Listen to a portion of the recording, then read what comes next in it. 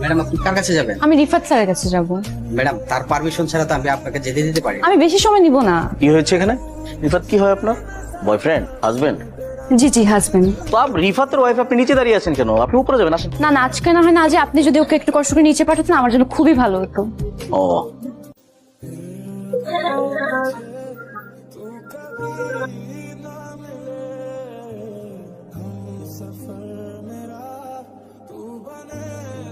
কি সমস্যা আপনার? সমস্যা কি আপনার? আমাকে ফলো করতে করতে আমার অফিস পর্যন্ত চলে আসছেন, এখানে এসে সিম ক্রিয়েট করছেন কেন? প্রবলেম কি আপনার?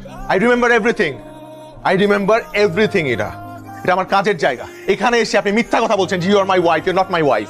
আপনার সাথে আমার কোনো ধরনের সম্পর্ক নেই। আপনি আমার স্টুডেন্ট ছিলেন, দ্যাটস ইট।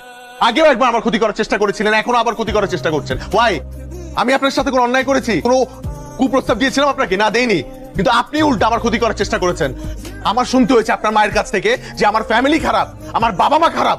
সেদিন আমি কিচ্ছু বলি না, শুধুমাত্র আপনার দিকে তাকিয়ে, কারণ আমার মনে হচ্ছে আপনি ছোট মানুষ, আপনি হয়তো বা না বুঝে এই কাজটা করে ফেলেছেন। But not anymore.